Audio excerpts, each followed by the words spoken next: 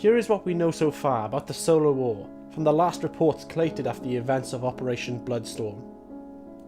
After the crushing defeat at Geneva and the successful boarding of the Olympus, the UNSA wished to capitalise on its advantage by initiating a surprise attack on Mars's orbital shipyard, where SDF ships were being built, repaired or resupplied. Such an attack would prove devastating for the front's war effort, and set back its military capabilities by years. Commander Reyes' plan was to use the Olympus to knock out the port by misleading the front's command that the Olympus was coming in to rearm and refit.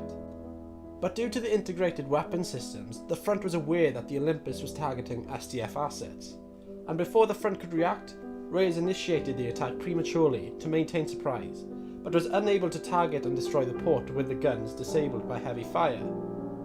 With no other choice, Reyes decided that the Olympus would serve well as a battering ram. With the Olympus under heavy fire, the Retribution was tasked to provide fire support and extraction to remaining manpower.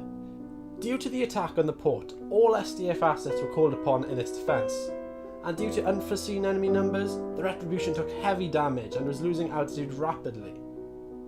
With the Olympus locked on the port and the Retribution losing altitude, the Olympus was ordered by Reyes to make an evasive manoeuvre to avoid further friendly casualties on the Retribution.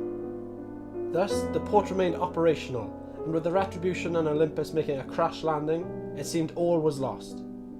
In the heat of battle, Commander Reyes' Jackal was shot down but managed to crash land on the surface of Mars, near the wreck of the Retribution. But many soldiers did not have the same luck as he did. Private First Class Todd Kashima wasn't so lucky. With massive blood loss, his chances of survival were stacked against him.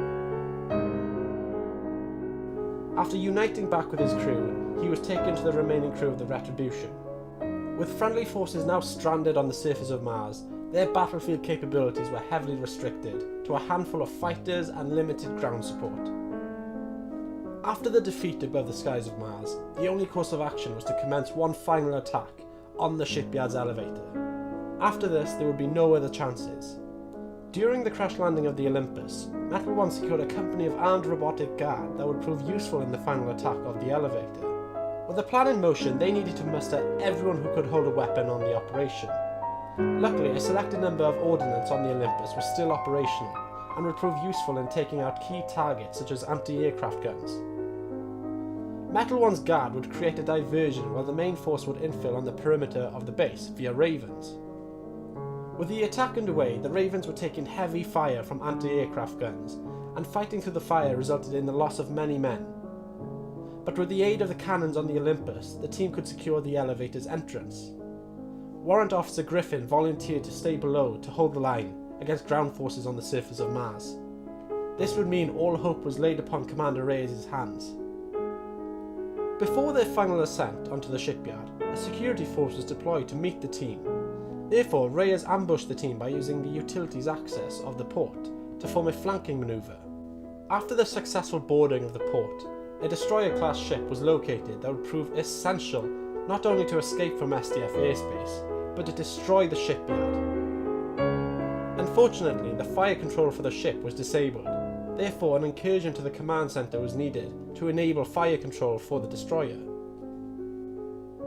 This meant someone had to stay behind in order to enable the weapon system, a mission that Commander Reyes volunteered for, along with Metal One. The plan was set in motion, with the crew fighting their way to the destroyer, and with Reyes working his way to the fire control with the aid of Metal One.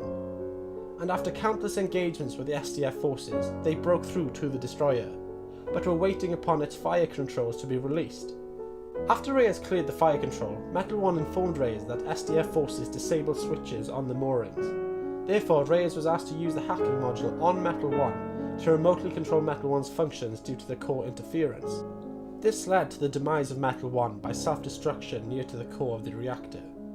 This enabled Reyes to transfer fire controls to the friendly destroyer.